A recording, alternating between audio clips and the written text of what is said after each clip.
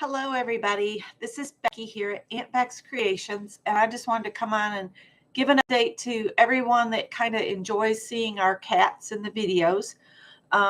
Tippy's had what I considered something going on with his breathing, because he would his sides would really go way in when he was breathing, like he just could not get air. Hi, Teresa.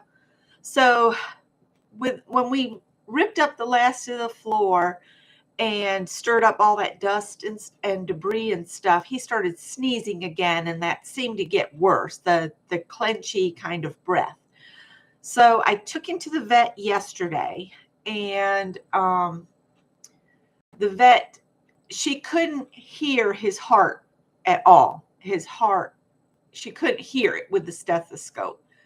So she said, let's get some x-rays. So they went to take him to get x-rays, and I heard all this commotion, and the little guy had jumped off the x-ray table and had come back to the exam room where I was. So they had to reset everything and get a towel and wrap him up again to do the x-ray. But they got the x-ray, and then the vet came back in, and she said, this is what a normal x-ray is supposed to look like. And you could see where the thorax, runs through the middle of the body, and the heart and the lungs. And Tippy's, you couldn't see anything. So she thought he had a bunch of fluid. So they took him back again. Or no, they still had him when she came in for that. And she said, I can try to pull the fluid off, through his chest cavity, stick a needle in and draw it off. So they tried that, and they had to shave his side a little bit. So he's not real happy. He's got a bald spot. But she said she got very little fluid, and it was clear. So no cloudiness, no yellowing, none of that. But she didn't want to keep poking around in his chest cavity, because that's not good either. And she said it could either be a heart issue, which if that's the case, we would be referred to a cardiologist that we can't afford, or he could have a mass of some sort in there. But we're focusing on fluid still, and we are going to deal with it like it's fluid. And she gave him furosemide, 12.5 milligrams. It's a Lasix. This will get the water to leave. And she also gave him, these are 100 milligram Gabapentin tablets. I gave him one of these tablets last night with a little bit of canned cat food. And I about lost it, because he went like he was under anesthesia. He couldn't walk. He couldn't, it was bad. And I was crying. I cried and cried and cried last night, because I thought I'd killed him.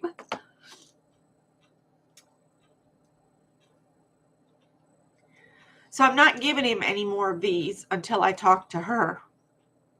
And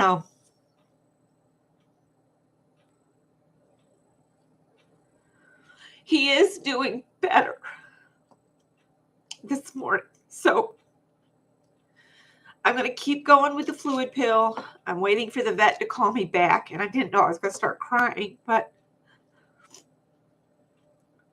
I called and I left a message, because Dr. Milligan wasn't in yet. And I was asking, maybe we could reduce the size of these tablets. That's 100 milligrams. That's quite a bit for a little 10-pound cat. But his breath are better. He's not like sucking in air and having his whole chest cavity, when he was taking breaths, it was like he would take a breath and he would push to get air. And you could see it, where the lines of his rib was, it would draw up to that. And he's not doing that this morning. So that's a positive. He did have some trouble yesterday evening with a trip to the potty box. I carried him over there because he couldn't walk, but he climbed in and he did his business, but wasn't keeping himself up off the litter. So he had a messy bottom. probably too much information, but the gabapentin just knocked him out. And then I put a towel down on our bed, and I stayed there, and I just kept watching him breathe just to make sure he was still breathing, because I was terrified he was just going to quit breathing. That's how far under this gabapentin made him go. And it just totally freaked me out, just beyond. And I know they want him to be more calm for the next x-rays next week, but I can't put him on this every 12 hours and have him do that. That's no sort of life. But there goes my teapot. Hang on just a sec.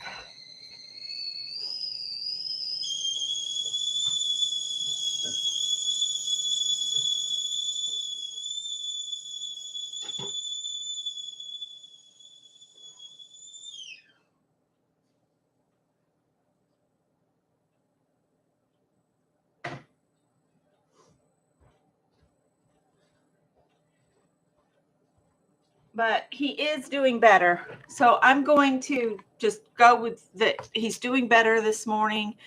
I don't know what we'll do if the x-ray shows a mass. I guess we'll just do the best we can to keep him comfortable and enjoy him for as long as we can until, life is too unbearable for him.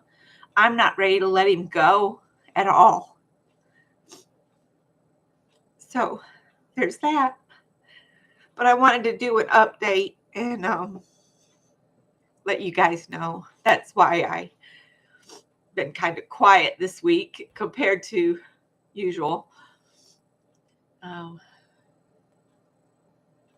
Yeah, I do, Safia. I do. And he's moving fine this morning. But I don't want to repeat the gabapentin at all. I was thinking, I was so upset yesterday. I wasn't paying attention. Okay, I gotta go. I'll let y'all know. This is the vet. Bye. Hello?